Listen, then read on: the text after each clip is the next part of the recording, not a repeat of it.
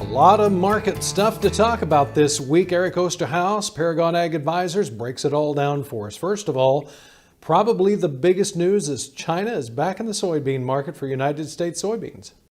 Yeah, again, that was the big news we're all waiting for and expecting, and we're starting to see those sales taking place. All very good news.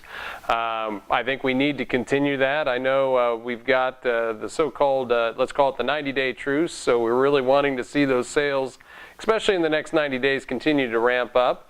And I think if we can get maybe a little bit of calmness in some of the financial markets and other things in the world to happen, maybe we'll see that reaction that we're really looking for. Well, here we are the weekend where we've got a holiday Tuesday, of course, Christmas Day on Tuesday. We have a half a trade on Monday. What about those exports? Not just the weekly export sales, which were pretty impressive, by the way, but the overnight exports sales numbers that we had on Thursday. Those were impressive also. Yet the market seemed to go the opposite direction. Yeah, and again, it's got a lot of folks scratching their head. I mean, there were some very nice numbers in there. And again, I think, had we not been seeing such bad news on other markets, and I do really believe it was the outside markets affecting mostly what we're seeing.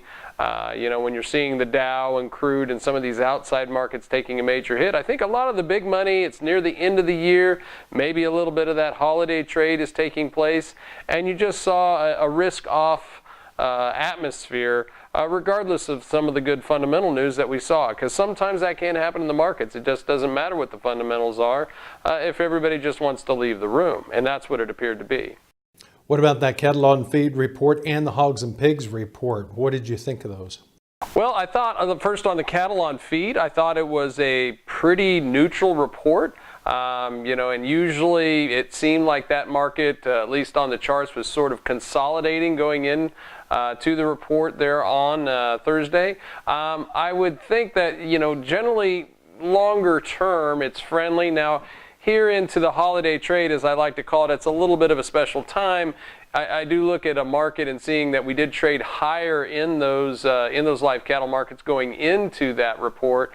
And so there is a tendency somewhat normally to see a little back and fill just because of that. But when you add in the holiday, end of the year, all those other aspects too, I wouldn't be surprised to see at least the cattle take a little bit break and maybe resume and pick up more of the fundamental talk that we saw in that report starting the year next year. Hogs and pigs report then, isn't it something else that the futures have done as well as they have considering what's going on in the cash? Yeah, it really is. And I think a lot of that has been the optimism too with China and the fact that we're starting to see some sales there on the grain side. And with all that's been going on over there in the last half a year, let's say it, and that African swine fever issue that they're having, to see that chart wanted to support, that the funds wanted to get behind it, the money wanted to be behind it. And I think if we can just see that cash market strengthen a little bit, see some of those exports happen, with this report, I felt like it was a fairly friendly report overall. So I'd expect to see the market get to trade that if some of these other headlines will allow it. Eric Osterhaus here with us. Eric, we want to take this time to thank everyone there at Paragon Ag Advisors and yourself for the partnership that we have here, and wish you and yours a very Merry Christmas. Thank you. You as well. All right. How do we find out more about Paragon Ag Advisors? Best way to get us, 888-452-8751. All right.